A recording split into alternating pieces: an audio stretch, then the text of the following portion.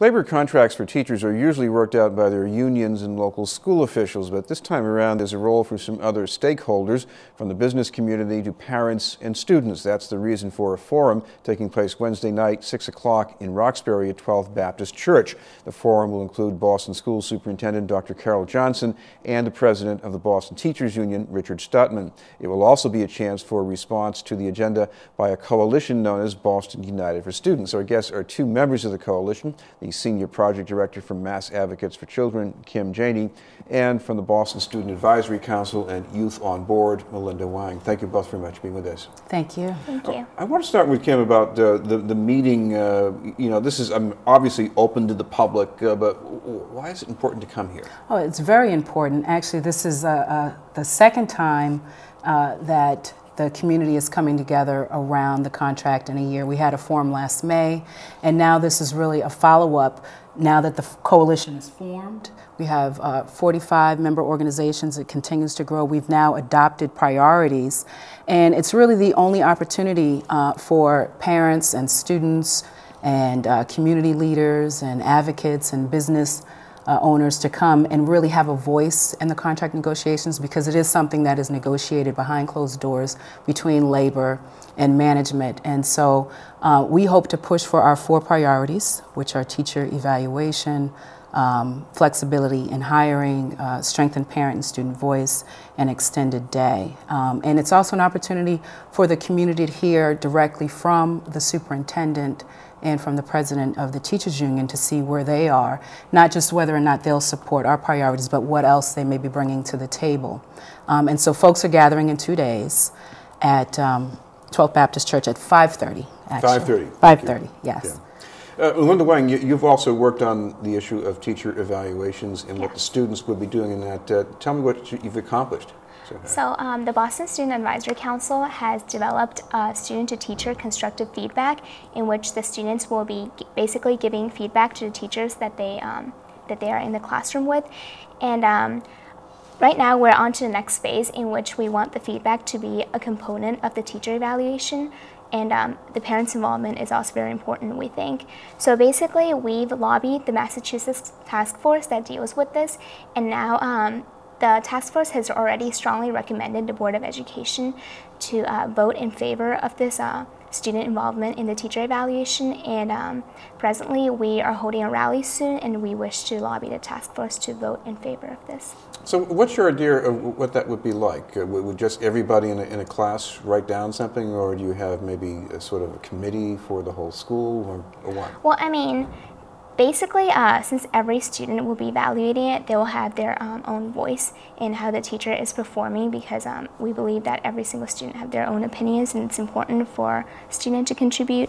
And we might have a small committee in which we will basically take the feedback and then put statistics on that, but mainly I think the administrators will be looking at it and deciding how well the teacher is doing in terms of teaching students.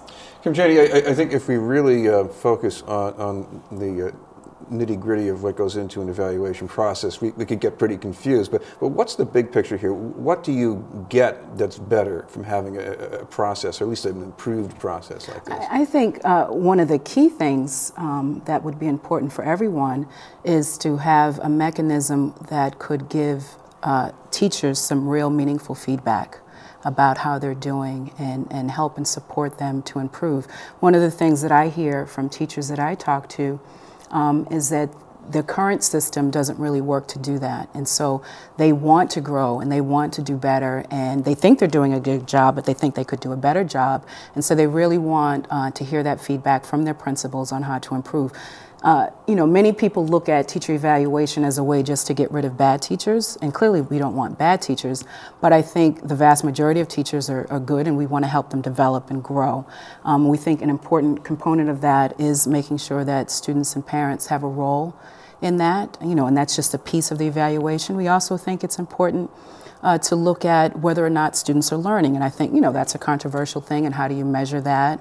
I think, you know, we're clear that it's got to go beyond MCAS, that that's not enough, and only a small percentage of teachers actually teach classes related to MCAS. So, but that is an important thing to look at, whether or not students are learning and growing, you know, and making it to the next level.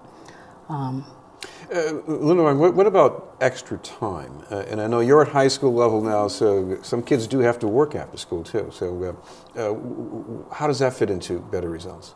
Well, from what I've heard from my classmates, a lot of people actually oppose the concept of extra time, because I believe that sometimes, like, when we do give kids extra time, the kids will believe that all we do is math and science, or like language, or like history. But like actually in schools, a lot of schools in the Boston Public Schools lack like arts and science programs and health programs, and we believe that by allotting that time to these programs, we can actually improve the kids' well-being, and a lot of kids will actually be motivated to come to school.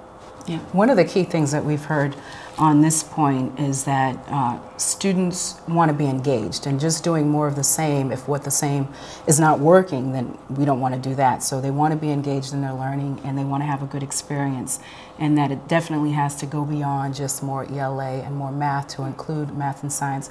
But we think another important component is to make sure that parents and students and teachers and principals are actually working together to figure out how that time is going to be used. And so that each school community should look at what the needs are for their students and then say, here's how we'll use that extra time. And it's also important for teachers to have extra time to do shared planning and professional development, and so that parents can have greater access to teachers. Right. Of course, the other thing, Kim, it also occurs to me with the quality control here, the idea is that you want to keep the really good people and make it easier in those cases. We hope there aren't too many when you got to bump somebody, you bump somebody who's not measuring up.